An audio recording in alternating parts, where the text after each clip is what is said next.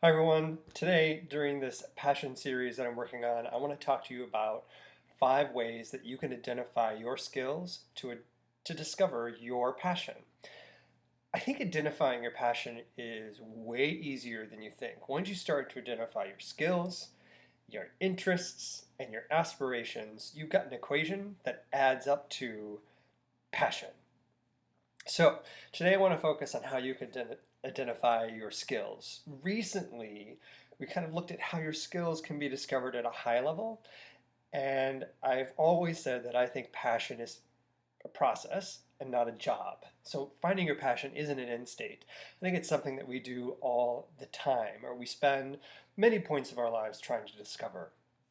That's why I'm trying to create this repeatable process that you can go through to discover your passion when you think that passion may have waned at a certain point in your life. So today we're going to dig a little bit deeper. I think your ability to identify your passion is definitely going to take some self-reflection, and I think you're going to need to think really hard about what you're really good at doing. So things like, can you organize in record time? Do gourmet meals seem to fly out of your kitchen? Or maybe you're raising the next president of the United States. Who knows? And if you are, how are you even doing that? How do you know that you do? And have you even thought about that you're doing that? I mean, discovering your passion takes some time to think about what it is that you're accomplishing and what it is that you can do. So let me give you 5 ways that I think you can discover your skills to help identify your passion. Now, something that will be helpful is to be able to write these down as you go along. You may want to pause the video. And what also may be helpful is to use the Find Your Passion workbook that I've created. And I'll tell you more about how to get that in a little bit if you don't already have it. So the first thing that I think that you can do to identify your skills is go volunteer. Now, the hard part about this is that there may be nonprofits that really need volunteers, but they may not need what you have to offer or what you'd like to try out to see if it's a skill that you have that you'd like to focus on as you identify your passion, or that you'd like to practice as you identify your passion. So do a little bit of your homework first. Think about what it is that you like to do and what skills you think you have before you start calling nonprofits and saying, hey, can I volunteer for you? Because I guarantee you, as someone who has volunteered for nonprofits, as someone who works for nonprofits, they're definitely looking for a match in skill set. So think about what it is that you definitely want to offer before you give them a call. Now, whether you're a people person or not a people person, I think it's going to be uh, really easy to find a nonprofit that fits you. Some people want to work at animal shelters, some people want to work at health and human service nonprofits, or whatever the case may be. So think about where your skill best fits your interests, and we'll talk about interests in a future video. So that's one way that you can explore what you think your skills are, or what skills you think you'd like to have in place in order to help discover your passion. Number 2, go ask people what you're good at. And I know that's hard for some of us. For those of us that might be introverts, it's really hard to talk to other people and say, what do you think I have some talent for? But it's really easy when it's people you know. For example, start with your family. It's really easy to talk, I think, to your family and say, what do you guys think I'm good at? Because they've known you the longest. They know what skills you've employed since you were little or a teenager or as an adult, and they can compare all of those things and go, you know what, you've always been good at this. So they're extremely helpful in helping you understand what your skills might be.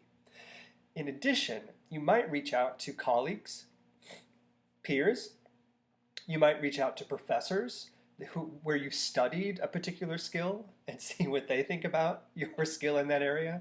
Or you may even reach out to a spouse, or let's take it further in the work realm, like a director, someone who is above you in some way, or if you're brave enough, someone who might be a direct report.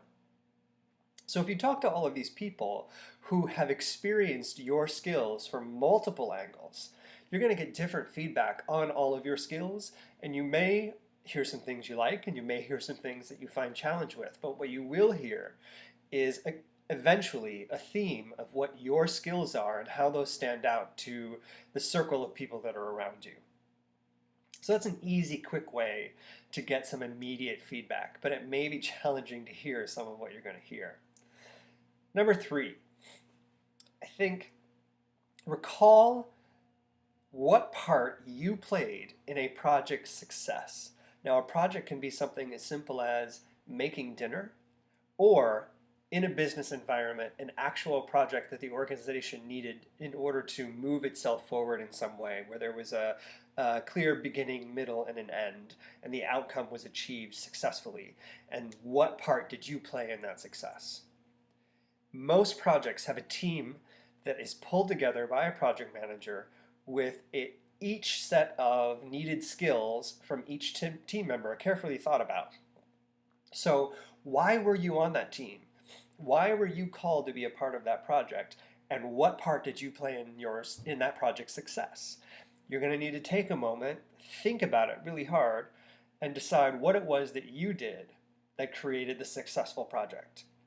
If you're thinking about it in the realm of dinner, or maybe a Thanksgiving dinner, are you the one who comes in and grates all the carrots and prepares the rest of the vegetables for a party tray where people can snack? Or are you the sous chef who prepares all the vegetables for the meal, which is a different type of preparation? Or are you the person ordering all of those sous chefs around who is actually cooking the meal and pulling all of those parts together? What part of that meal do you play? Maybe you're the dishwasher. We all need a dishwasher. Somebody has to clean up afterwards, so we all feel like we can relax and not have a mess around, right? And that's its own particular skill. Number 4, remember the achievements that you were praised for as a kid. This is another great question to ask when you're talking to siblings, parents, grandparents, maybe cousins. What were you praised for? Sometimes we're praised for things that are good, and sometimes we're praised for things that were not so good. Think about the ones that you remember being praised for where you went, yes, I believed that person. Think about the ones you were praised for where you thought, they're just being nice to me. And you may also want to think alternatively about those times when you got in trouble. I got in trouble for things that I believe are skills today, like being persistent, being stubborn, doing my best to get what I want and finding alternative ways to get there. For example, I knew those cookies were in the cupboard. All I had to do, because I was too small, was use an open cupboard to climb the shelves, hold on to the handles of the cupboards to pull myself up, and then get the cookies that I wanted. Having a way to figure out the way that I need to be successful has served me well, and that's a skill that I maintain to this day. However, I got into trouble because I was getting into the cookies. I could have hurt myself very badly, and that scared my mother, and another reason that I got into trouble. And I'm sure I broke some handles that had to be replaced. So you may want to think about the alternative as much as you think about the praise that you received when you were a kid. So it's easy, I think, to think about in front of other people that know you, if something like initiative was always a part of you, or if trying new things was something you found yourself doing because you just love to experiment, and the next thing you knew, you were in science class, and that was amazing, but you were worried because you thought, oh my God, I'm going to be thought of as a nerd, and then you did something different, and now you're watching Hidden Figures, and you're like, God, I wish I could be Taraji, but I didn't go that route. Right? So remember those achievements you made as a kid. You may just find something you didn't expect. Now, number 1, and I think number 5, but for me this is the most important one, I think, because it's something we don't think about at all. Identify what it is that you're complimented on, where you always say, it's not a problem, don't worry about it. But you don't mean that as a euphemism for you're welcome. It literally was no problem. Somebody came to you for something they knew that you could accomplish quickly, easily, simply, and with no effort. And it was complicated to them. And it was literally no problem for you, and you could get it done in record time for them. often the thing you think nothing of because you're so good at it, because it comes so easy to you, is that hidden gem of a skill that others dream of having. I think if you think back, when was the last time you told someone that what you did for them wasn't a problem for you? I mean, really, really think about that. That's hard. Now, think about how you achieved the outcome that they were so thankful for. And what was it that you were so good at that made it so easy? When you identify that, that's a skill. And who else could have done it like you? So, those are 5 easy ways to identify your skills. 1, go out and volunteer, but make sure there's a match between you and the nonprofit. 2, go ask people what you're good at, including your family, peers, directors, maybe direct reports. Number 3, recall what part you played in a project's success and think of project broadly. It doesn't just have to be in business, it can be something at home, like making dinner. Just as easy as making dinner, if that's easy for you. Number 4, remember the achievements you were praised for as a kid. And number 5, identify what you were complimented on that you said in response to a thank you, no problem. So those are 5 easy ways to identify your skills. If this is helpful for you, please let me know.